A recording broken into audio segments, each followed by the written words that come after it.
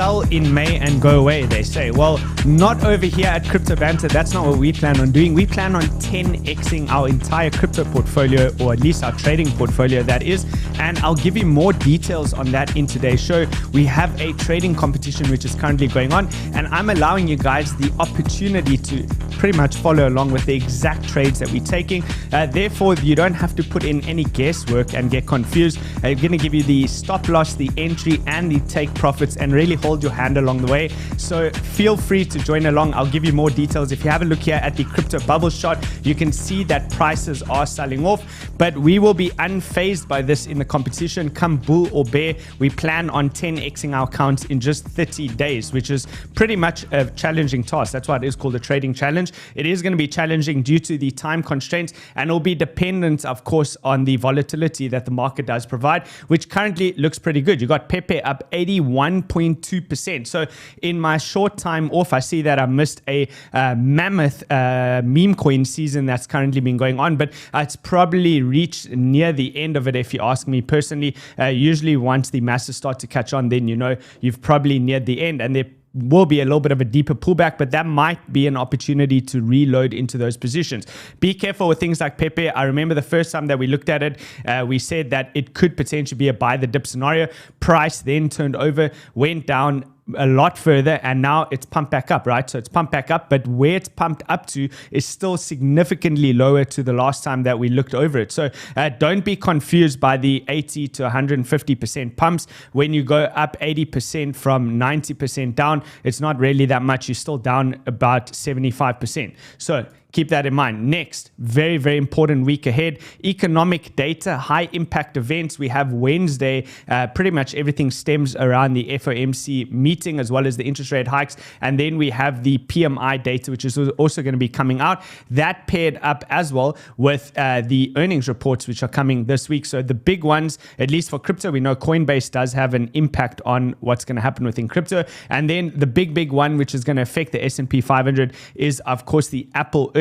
So let's keep an eye out on that, see what that drives, which way that drives the market, at least in the coming days. And if you look at the Fed Watch tool, you can see currently 85.2% probability that they're pricing in that it's going to be a 25 basis point rate hike. That is despite JP Morgan, which has recently come out and said they think that the Fed are going to completely stop rate hikes in the month of May, which is now. Happy 1st of May. We are indeed here. Next, very important is if you look at the Heikin-Nashi candlestick chart over here on the 2-month scale, we just had our 2-month close. Now, the reason there's significance in this chart is because any prior cycle that we had 2 consecutive closing candles on the 2-month chart, that usually resulted in continuation to the upside. So that is suggestive that there could still be upside. The monthly chart, obviously 2-month chart close means that the monthly chart also closed. And when you look at this one, you can see the monthly candles don't necessarily look too hot. You have a very, very big indecision candle over there right in the middle, which was last month's close, followed by straight sell-off into this month. So day one, and what is Bitcoin price down already on the day? That's already 2.3% down. If you go to the wick, you're looking at about a 3% down move just for the monthly open. There's good news and there's bad news. The good news is that you do have support coming in here from these EMAs, which is around, the MAs around $25,000. You'll see that there is a lot that supports this as a bounce area on the other charts, and I'll show you that soon. And then you have the short-term moving average, which is coming in at 31,500, but that is rapidly decreasing. If you also have a look over here at the momentum oscillators, they've really reached over here. You have the stochastic RSI, which is continuing to trend up. So don't be surprised if you do see it start to tilt a little bit sideways and just consolidate before loading up for the next leg higher. This is very high time frame stuff, guys.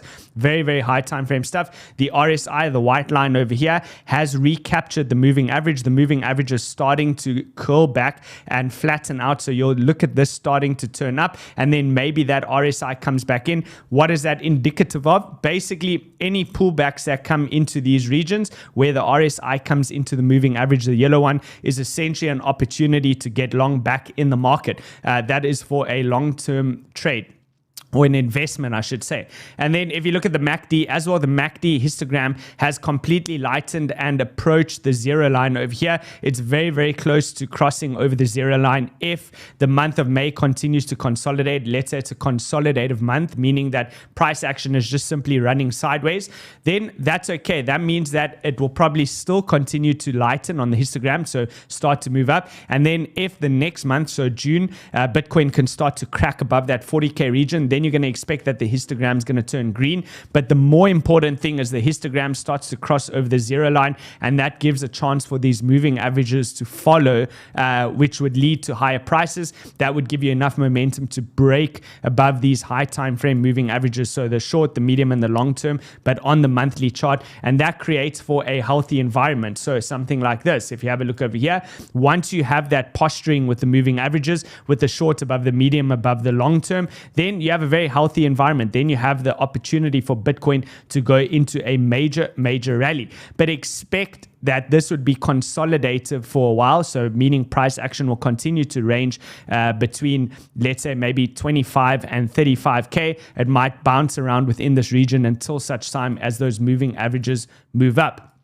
All right, weekly chart over here, you can see it's also showing you that 25K is an area of interest because 25K lines up with our important EMAs and MAs. So we have over here the white, that white one over here is the 200 EMA, and then that is crossing with the 21 EMA. So creating a golden cross. Now, oftentimes price, when overextended above these EMAs like that, when overextended above golden cross or oversold below a death cross, usually price will revert back into that like a magnet. So that magnet area is coming in again, 25,175. So pullbacks into that region are opportunities for the longer term trade. Next, trading competition. Okay, this is where it's all going to be at. This is the challenge that I'm currently running. So I'm running this independently of the, it's a separate challenge. It's got nothing really to do with the ByBit Trading Competition, but I would recommend that you use that competition in line with the ByBit competition, because obviously if you're going to 10x your account, the chances are pretty high that you're going to win the competition in general. And if you do win that competition, what do you get? You get a Tesla, or if you don't want the Tesla because maybe you already have an electric car, you can take the $40,000. Second prize is going to be a Rolex or $20,000, and your third prize is straight $10,000. Most of this would be paid in crypto. If you take the cash prize, it's going to be deposited directly into your ByBit wallet. So here's my ranking. I'm showing you, I haven't even taken a single trade. I'm at 0%. I wanted to wait for you guys. So far, there is 1,320 participants entered. Make sure you enter. We're only taking in 2,000. Once it gets to 2,000, we're capping the competition. And you can see there is the account. So I'm going to run with $1,000 account. $1,000 to $10,000 is the plan. That's the initiative over here. My derivatives account is funded and it's linked over here. If you do want to get an account, all you need to do is click on the ByBit link below. Make sure that you signed up. You get up to $30,000 in sign-up bonuses as well, and you need $250 to get into this trading competition. Once you're in that competition, then look up over here and you'll see it says join exclusive Crypto Banter and Gareth Soloway ByBit Trading Competition. Click on that link. It will take you through to the trading competition. You need to first have an account, then you need to fund the account with your $250 or $1,000. Feel free to join me on the $1,000. If you have $250, it's fine. Then you're going to go $250 to $2,500, whichever way you want to slice it. We're looking at 10xing, and then click that link over there. Also, do me a massive favor. Please smash the like button for this video, because I have been out of action. I was on holiday for about a week or so, and most people don't know that I'm back yet. The algorithm gets tingling when you hit that like button, and that should get the show out to more people. All right, let's continue on over here with the rest of the charts. So if you look over here at the Gaussian channel, you can see everything is still pretty healthy. You do have the 𝗕𝗏𝗧, which is continuing to track on up. This is marked by the asterisk signs over here, the little asterisk signs. This was pivotal in me getting long within the market once we broke the weekly 𝗕𝗏𝗧 over here. Then it was all systems go for me. More importantly, you had the 9 cross above the 18 EMA, the white above the yellow, and that created a healthy environment. Here, price came back down, created a bit of a fake out, and then you were able to get back long in straight after that. So what are we looking at now? Currently, price is being held as support above this $27,000 region, and then you're going to have a little bit of resistance at this $30,600 zone, which is the top of the Gaussian channel. Now, what you would expect is if price continues to consolidate here, it's probably going to break out in line with the trend. Therefore, that would mean more likely it's going to go up. That's assuming that you don't break down towards that 25K region before then. If you do pull back into the 25K region, you have the 9 EMA, which is the yellow one, the 18 EMA, the yellow one, which is coming in line with the middle of the Gaussian channel. Again, another area of confluence, which is showing you support. Once you start to lose those levels, then things could get a lot nastier, at least in May. Then the 𝗨𝗨 May and go away could start to be a prophecy and be true, but until then, not yet. And I want to show you more importantly on Ethereum. If you look at Ethereum on the Gaussian channel, the reason this one's so important is because Ethereum is really in a do or die place at the moment. Reason why is you have the conglomerate of support levels over here. Number one, you have the middle of the Gaussian channel, which is coming in at $1,822 for Ethereum. Next, you have the 𝗬𝗓𝗧, which is at $1,792. If you break below that 𝗬𝗓𝗧, I take that again very, very seriously. This is one of the things I look at, which forms my high time frame bias. What is a 𝗧? It's a stop and reversal, right? So once you hit that, it's signaling stop and reversal. Price action may be reversing the trend. Next, you have the 9 and the 18 EMA as well. So you can imagine you lose this, you can see it's a key level, and potentially Ethereum could go all the way back to the bottom of the Gaussian channel, which is going to be at 1,362. That would obviously damage the altcoin market. The altcoins would get absolutely annihilated on a sell-off like that. On the other end of the stick, if Ethereum manages to hold support here and bounce, then you're targeting back towards the top side of the Gaussian channel, $2,271. That's on the weekly chart. Next, RENKO. Now, RENKO likes to cut out all the fluff and the noise within the market. It kind of averages out and smooths out the price action for Bitcoin. So you can see over here, historically, when it gets green, it holds you in trends for long periods of time. When it goes red, it might be a short-term corrective phase, or it could be a deep sell-off like a bear market like that. So currently, what are we looking at over here? Well, firstly, you can mark off the areas of support and resistance. So resistance, the gray box over here coming in between 30,000 and 31,500. Your next resistance zone between 35,000 and 36,000 or 37,000. Okay, zooming in. What do we have over here? So currently you can see price pushed into that resistance zone, failed to break through. And now if you look at the posturing of this RENKO candle, it is definitely suggestive that there's going to be at least another day, or at least this doesn't work on a daily time frame, but at least another candle that's going to be selling off towards the downside, potentially even further downside. So in line with what we're looking at, that $25,000 region is very, very important for the market to hold. And I'll show you why on the lower time frame daily charts in just a moment. Another area of confluence over here, 4-day chart using the short, the medium, and the long-term moving average. If we start to close underneath here and sell or further, where is the long-term moving average coming in? At exactly $25,022. So again, additional area of confluence. Now you would expect after a big move that there is going to be some sort of back test into that zone. So the same way that you saw here, one test, big push up, next test, and then price can continue on upwards. Let's have a look at this tweet over here from TED Talks Macro. So if you look at what's happening in China, they could be one of the reasons that price would eventually push up. So if they drive liquidity back into the market. So he says here, after a very hot start to 2023, China's manufacturing sector unexpectedly contracted in the month of April, which was confirmed in the PMI data. The PMI data, typically anything that is above 50 would indicate that the market is expanding, so it's good for the markets. Anything under 50, the market's contracting, and 50 obviously is neutral. So have a look over here. He says expect more liquidity injections from the People's Bank of China if the data continues to trend this way. Bloomberg said over here, the Communist Party's 𝗕𝗏𝗕𝗏 said that the recovery needs continued forceful fiscal and monetary support due to insufficient domestic demand.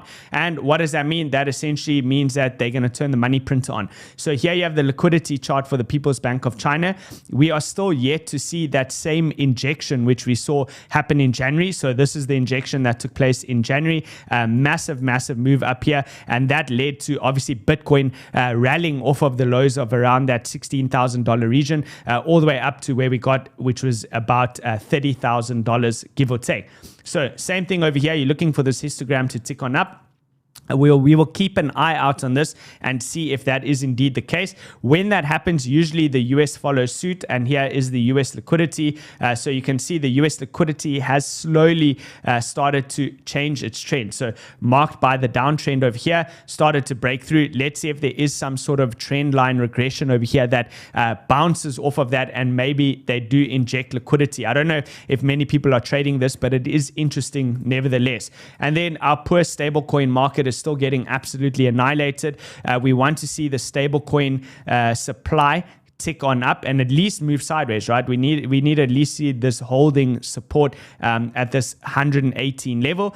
You can see at the moment that is in a strong downtrend for the time being. Okay, price action.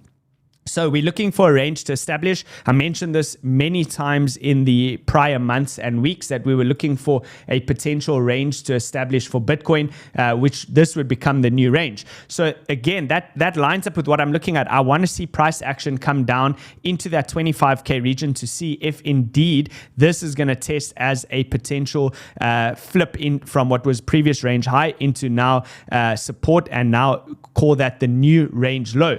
And if you look at that, you can see also you have the 200 MA as well as the 200 EMA as the white one, and then the 200 MA, which is constantly tracking on up. So you can imagine if you drag that forward into June, as long as price action can hold within this region, you're going to have a huge amount of support coming within that zone. We also identified months ago that would be a critical area in the future. We're now in the future, right? Well, we're in the present, but back then it was the future, and now we at that time frame. So we said that 25K level pivotal. So is this going to be the moment that we're going to come into that zone? Well, we'll have to wait and find out over the course of this week. Big economic week. I think that if anything, that would drive the price down, and then we can see how the demand kicks in.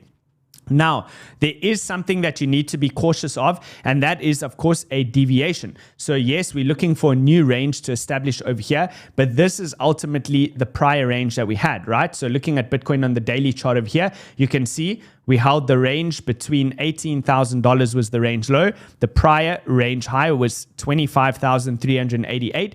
Price oscillated within that region for a number of months. So from, call it June the 14th, when we had the major sell-off, and then basically it ran sideways all the way into November, so almost 6 months. Then we broke down in end of November, or beginning of November, sorry, into December. That created this deviation.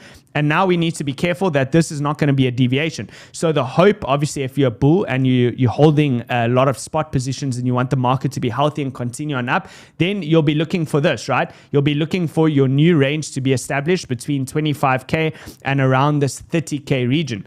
But if you start to break back below into this range, it would definitely start to look like a deviation, right? Deviation 1 on the bearish side, deviation, or excuse me, on the bullish side. So deviation came down, broke back in, and then market turned bullish. And then would this be another deviation? And then ultimately we stick within this range until the halving between 18 and 25K. I don't know. We need to see. We're not fortune tellers over here. We need to see what the market gives us, and we prepare for both scenarios, for both up and down. We lay out our plan and we prepare. So where is the pivot level at the moment? On the daily chart, $29,000, give or take, $29,021 to be precise. If Bitcoin is below that level at the moment, then it's pressure towards the downside. You should be looking for lower prices in the medium term, so over the next couple of days. Anything that gets above that level, and then it's bull mode back on, and you can start to target higher prices around that $33,000 liquidity zone. Okay, next. What about altcoins? Altcoins are getting smashed, and 𝗕𝗓𝗃, or I am 𝗕𝗓𝗃, says it very well over here. He says, few things are certain, and one of those are cycles. Currently, all the spotlight was taken by Bitcoin, and deservedly so, but based on multiple tools that I use, the odds insanely favor the possible alt season just around the corner. Here is the BTC versus altcoin index at extreme levels. I can't speak for him what around the corner means. It could be months, or it could be weeks. I don't know. I don't know what he's looking at exactly, all of his other metrics, but I do know this chart. And if you do take a look at this chart over here, you can see that yes, the Bitcoin season is in full force at the moment, at the same levels where we saw Bitcoin completely outperform the majority of altcoins in historical times. Now, what does that suggest? That suggests that if the market's in an uptrend, that's a very key point, right? Because Bitcoin can outperform altcoins while selling off aggressively, meaning that the dollar value of everything is going down. The dollar value of altcoins, the dollar value of Bitcoin is going down, but yet Bitcoin is outperforming those altcoins. Or consequently, what can happen is if the market is in an uptrend, which at the moment it's still an uptrend, right? We have higher highs and higher lows. What does that mean? That means that if this does start to turn a corner, the Bitcoin season index over here starts to turn a corner and starts to move towards the other side, then this would be, for at least long-term traders or investors, this would be the area where you do start to look to establish positions in altcoins. I'm not one to speak for which ones are fundamentally sound and which ones are scams or not. We know that a lot of the altcoins in the market are complete rugs. They just pump and dump opportunities. So be very, very careful in your selection and enter slowly into those positions if you are going to be going into altcoins. You can see here from the Bitcoin dominance chart as well that we kind of have this wedge pattern that's forming, or expanding megaphone pattern forming over here. And more importantly, I'm focused on the range highs and range lows. So let's zoom out over here. Range highs and range lows. Obviously, anytime that the Bitcoin dominance comes into the range lows, and then it usually reacts and bounces, moves towards the other side, you get into the range highs, and then it comes down. Now, what is this essentially telling you? Well, we yet to see a true decisive decision within the markets. When you line these up, you can see, yes, the altcoin or the Bitcoin altcoin index is all the way at the bottom over here, signifying that at the moment it's still full on Bitcoin season, but it is getting quite extended. When you look at this over here, which of course is the Bitcoin dominance chart, you can see we're approaching the range highs, and we still yet to convincingly close above that level. If anything, on this sell-off right now, you can see the Bitcoin dominance is coming down. So stay tuned. We will update more on this in the coming days. I think we need to give it a bit more time to make its ultimate decision over here. But if it does get back above the range high and continue on up, use this trend line over here as a potential area where you could see Bitcoin dominance start to top out, which is around that 49% level, and then expect a little bit of a pullback, but over time it would probably continue on up. So that's what we're looking at over there. How does that affect the total market cap? Well, if you look here at total market cap, we outlined before I went away on holiday. We said, where is that? Okay, it's gone now. It's on total 3. I'll show you now. This one over here on total 3. We said this is where the altcoin party really begins.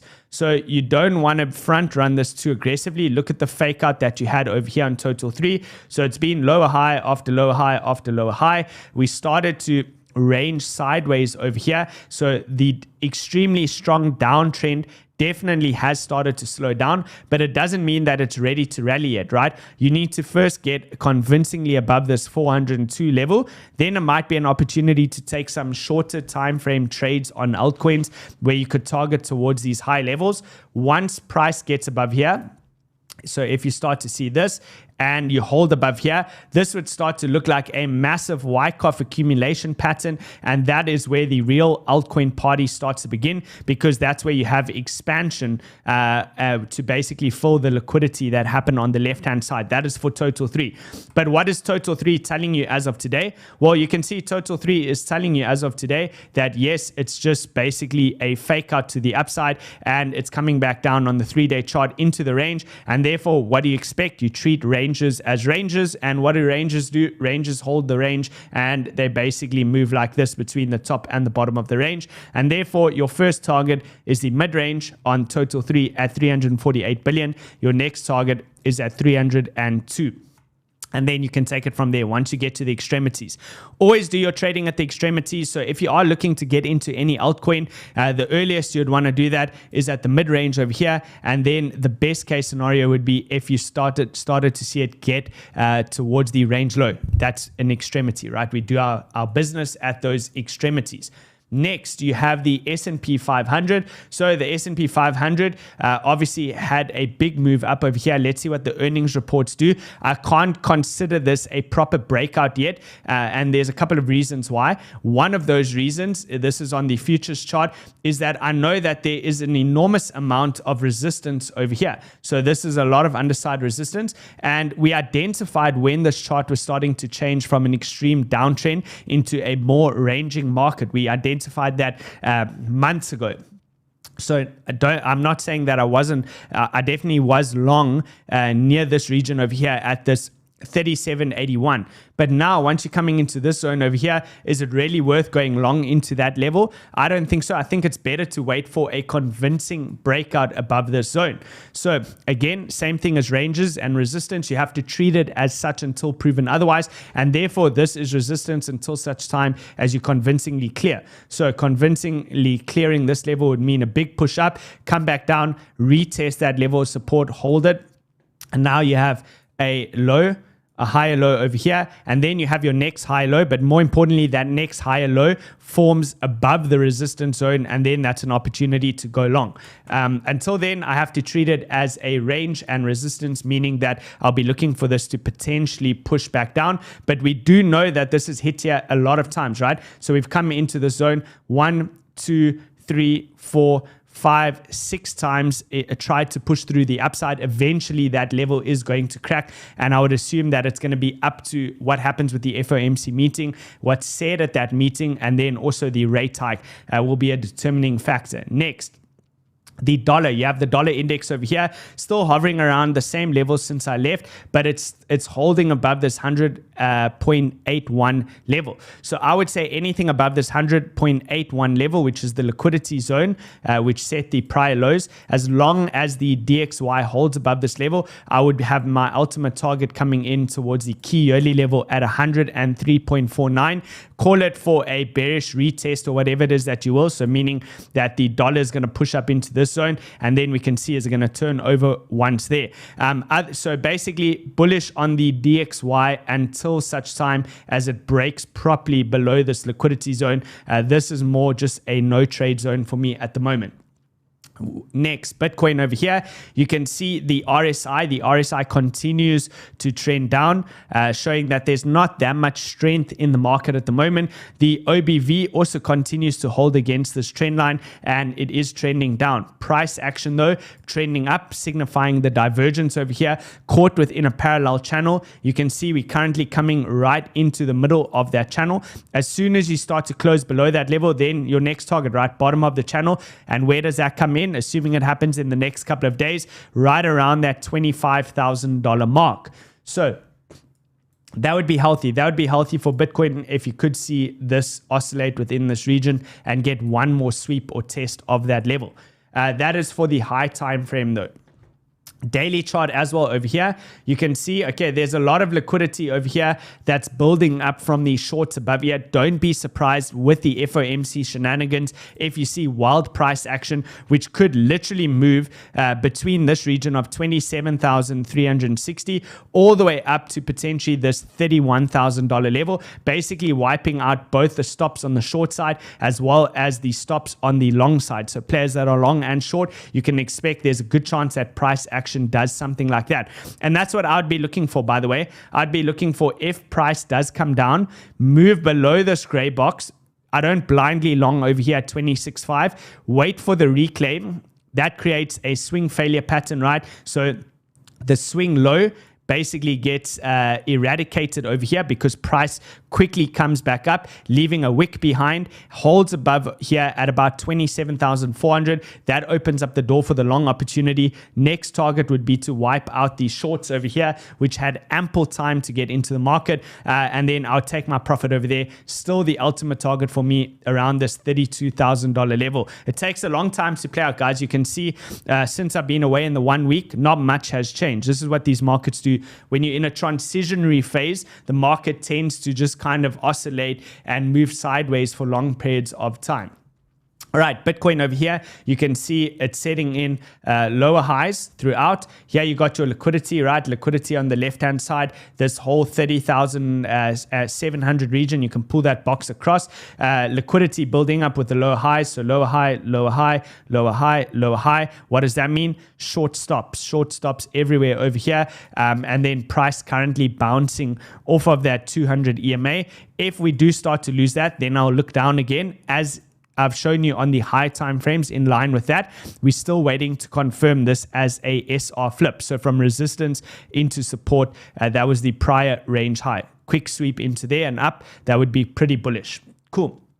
Next, you can see when you look at the demand over here from both leverage traders and spot traders. So shorts, this supports the fact that there's a lot of shorts in the market. You have the stablecoin margin futures, which is continuing to trend down, showing that they're shorting the market, and then the spot is continuing to trend up. As long as spot continues to buy into the market, it's more likely that these shorts are going to have to cover their position, and consequently they're going to get taken out. But I would wait for this. You probably can't see that too clearly. Let me quickly see if I can adjust that for you.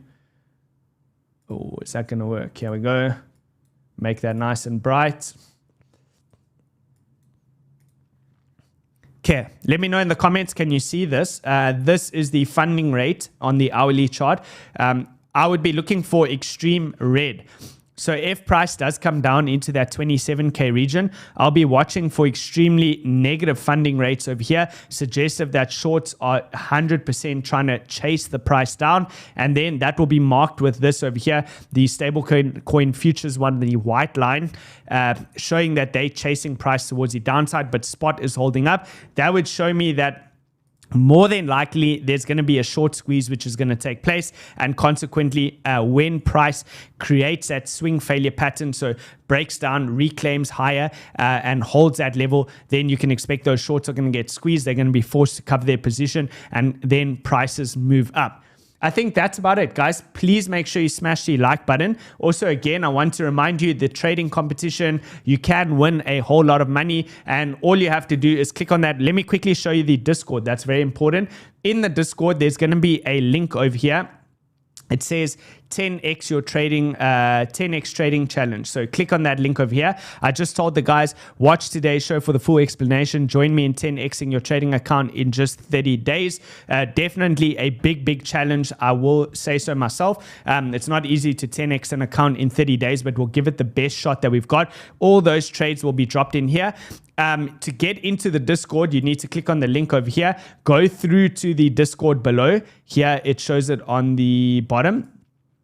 Here we go. No, that's the code of conduct. Where is the Discord? It is, am I missing it? Here it is, Discord. The green, if you see where that little green thing is over there, the little green marker. There we go. Crypto Banter Discord is where it's at, as it says over there. Click that link.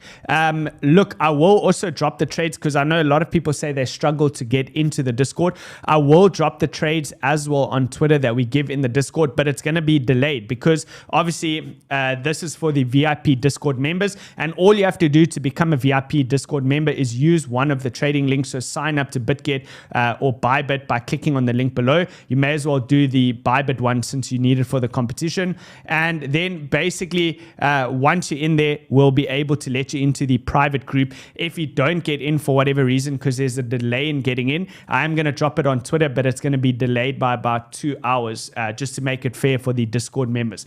All right, guys. That is it from me. I hope that you're all well. I hope that you've had a good time trading. Thank you all for watching, and I appreciate each and every one of you. I'll see you all on tomorrow's show. Cheers for now.